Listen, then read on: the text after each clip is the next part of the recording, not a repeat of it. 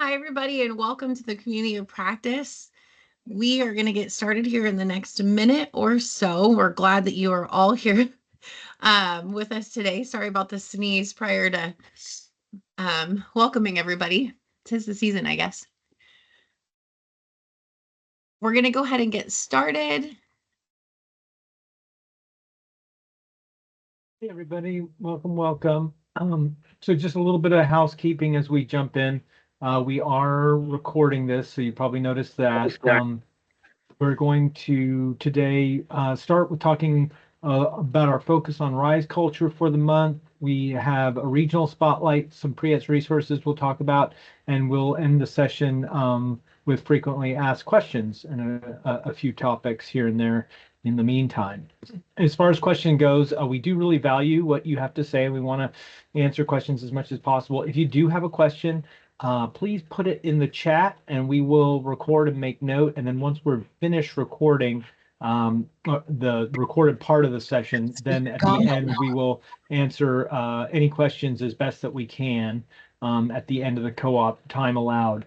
And then, of course, just know that, it's a big state and, the vocabulary and how we're talking about specific services and groups may vary from region to region.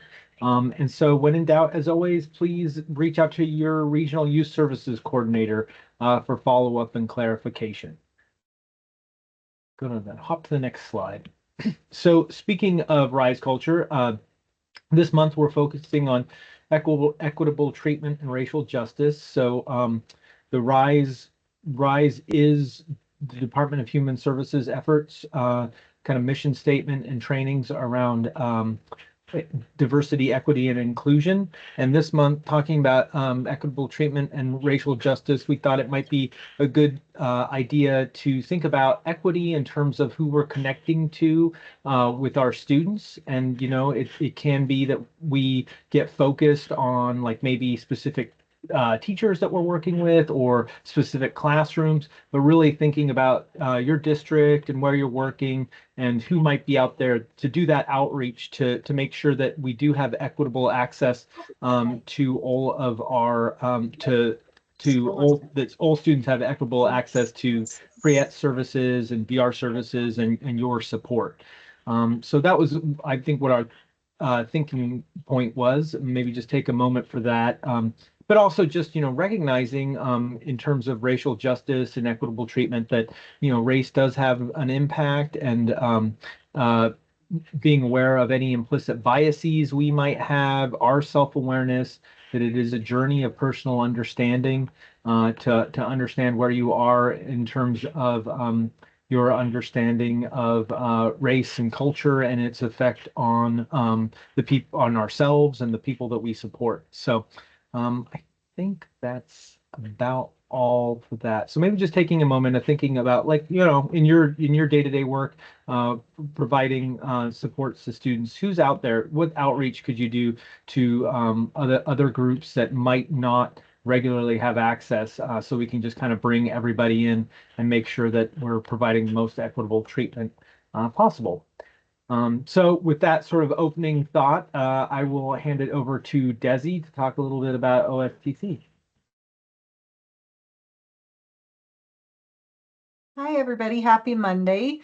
As you guys know, OSTC, Oregon Statewide Transition Conference, is coming up in March. And our team has been able to identify the things in which you can get reimbursed for if you attend and the things that you need to do in order to make it happen. So the number one thing to know, Oregon Statewide Transition Conference is coming up. Oh, wait, can you go back? March 12th through the 14th. So that is in Eugene at the Graduate Hotel. This is for special education staff, state agency staff, organization providers, and more. There's a link for registration if you haven't gotten that yourself. There's a link in this. Can somebody, I'm sure one of my teammates could stick it in the chat for you. In order to get reimbursed from VR. You must get prior approval, and you're going to do this through the student wages, overnight travel, and supply section on your dashboard. With prior approval, we can approve for our Pre-ETS contractors to attend and one administrator.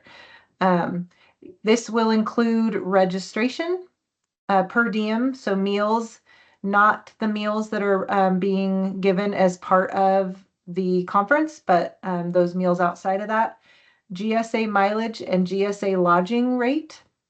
So again, a reminder, travel requests must be put in and approved prior to OSTC for reimbursement. We will be doing a learning activity together that will be sent to you prior to OSTC that you'll need to print out. You'll be going to your sessions with this, taking a look at your sessions from a Pre-ETS lens, and then there will be a culminating activity on the final day with our team where you will sign in. All of this must be done in order for the reimbursement. So it's that pre-submission, pre-authorization, doing the activities, and then for reimbursement. Hours spent traveling to and actually attending OSTC are not reimbursable.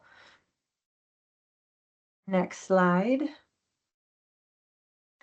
So this is just an example of how to add this up. It can get complicated, I know. So if you have any questions, please reach out to your youth services coordinator. They can assist with this. But we'll need the name and the position of the people or people, the person or people attending that will be requesting reimbursement. Registration is $385 per person, so we'll need that number. An email from the registration for after your attendance. The hotel per diem for Eugene is $132 plus tax. There's a link for per diem on food that you can take a look at, and then we reimburse 70 cents per mile from your work location to and from the graduate. Reminder, this is not reimbursement to you as the Pre-ETS provider, but actually to your school.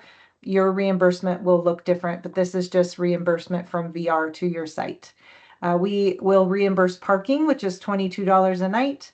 You're going to add all of this up for submission for prior approval, and then you will need to submit a PDF of the email for registration, your hotel receipt with details. We do not need receipts for food, a detailed mileage log, your parking receipts, and this will all be submitted by your business office with your invoice for the month of March. And again, that's a lot of information. Any questions you have, please reach out to your youth services coordinator to arrange going to OSTC.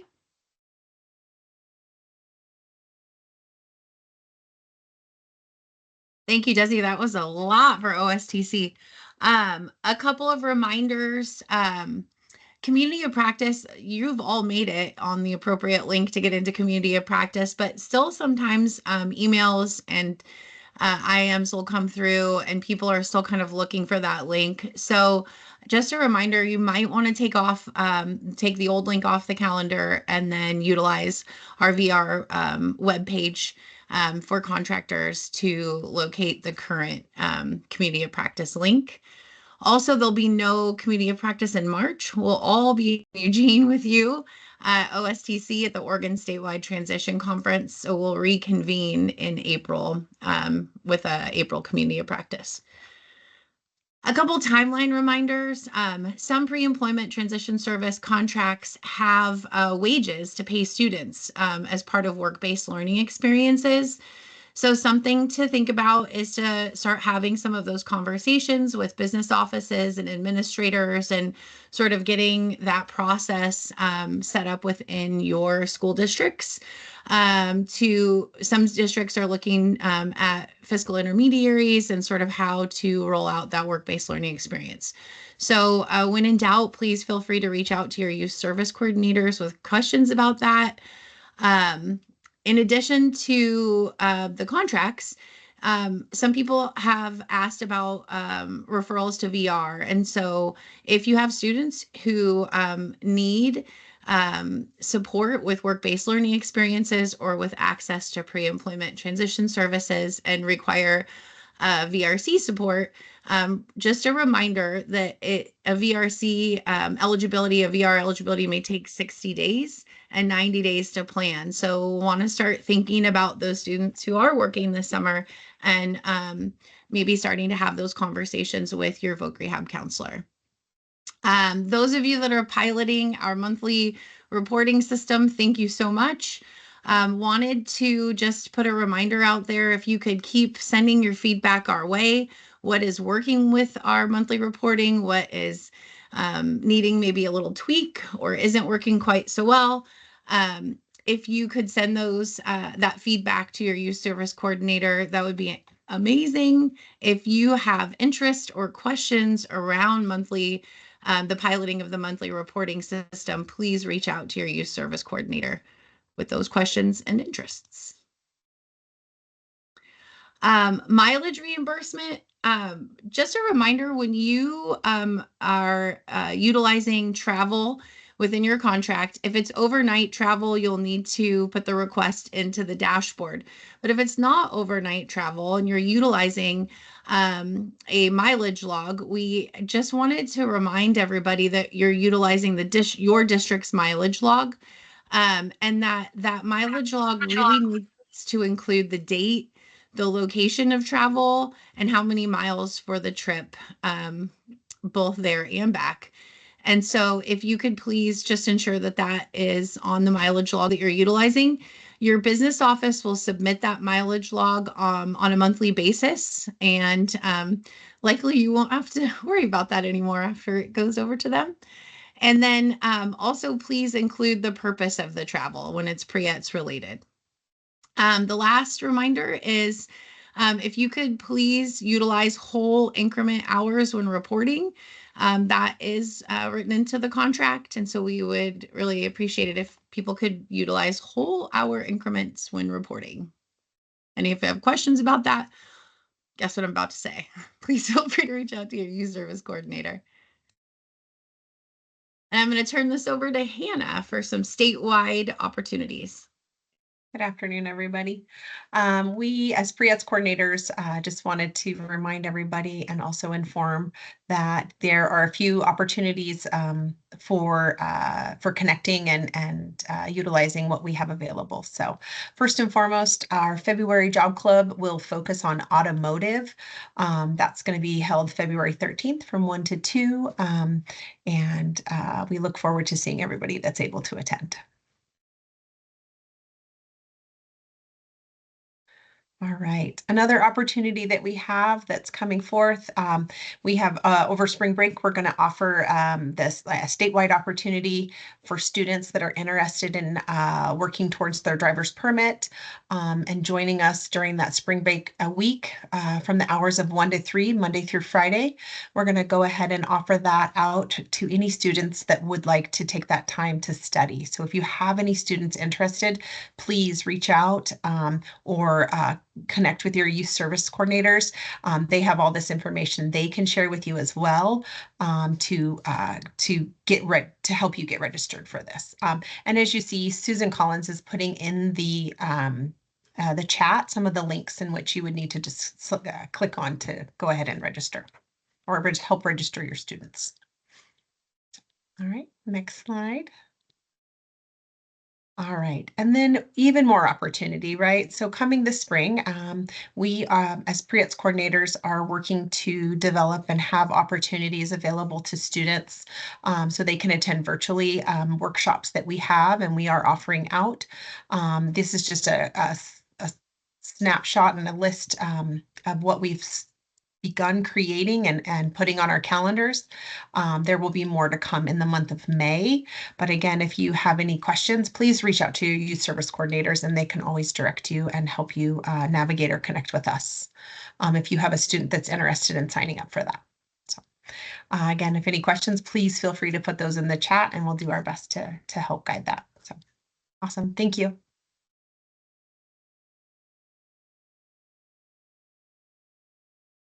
Thank you, Hannah. I'm going to go ahead and send this over to CJ.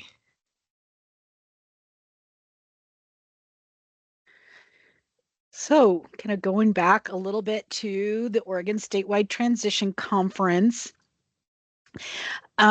we want to make sure that we've talked about with part of that reimbursement is there's a task. And so, just kind of to give you some parameters to what that is to be expecting. And so, we will send an email to those that we have gotten information that they're going to be attending. And we will email you the questions ahead of time that you can either print and bring with you to complete, or there will be a fillable PDF document that you can just do on your computer if that is what you prefer. So those will be the two options. And then during your sessions, those questions are going to be things, and there's not going to be, there's going to be just a couple questions. But you'll just want to have, it'll give you some time to think about what it is that are pre-ETS related for the sessions that you attend. And then on Friday, as Desiree said, there will be a session dedicated to our time together to make sure and go over the document and kind of review that, because that is going to be that document that is going to be the final piece for the reimbursement. So we will definitely let you know more. We are still working on finalizing that. But again, if your admin is going, this form is for the admin or transition specialist or employment specialists that are coming. So if you are registering and wanting reimbursement, anyone would be needing to do this.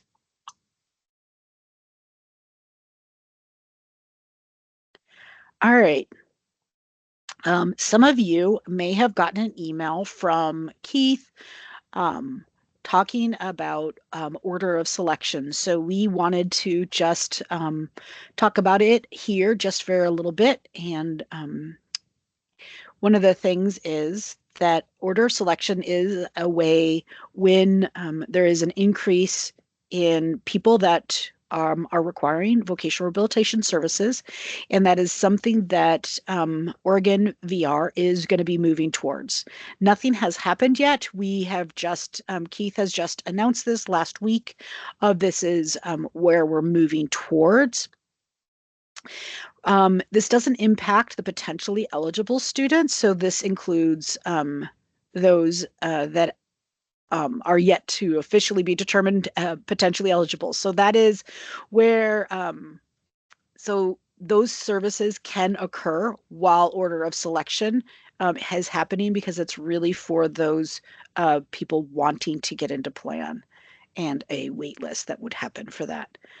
If an eligible student, so once someone comes in and is found eligible and they have received pre-ETS prior to that, being on the wait list, they can continue to receive pre-ETS. So also, it really is going to have minimal impact because the potentially eligible are not as impacted. We still have to spend 15% of our budget on pre-ETS dollars. So this is just really preliminary, and more information will be coming, and we will welcome your questions as things start moving forward. So just the beginning stages. Thank you. Great. I have the last, the question slide. Please direct any of the specific questions that you have to your youth service coordinator. And otherwise, was there any other questions in a chat regarding previous that we needed to discuss? Let's stop the recording first.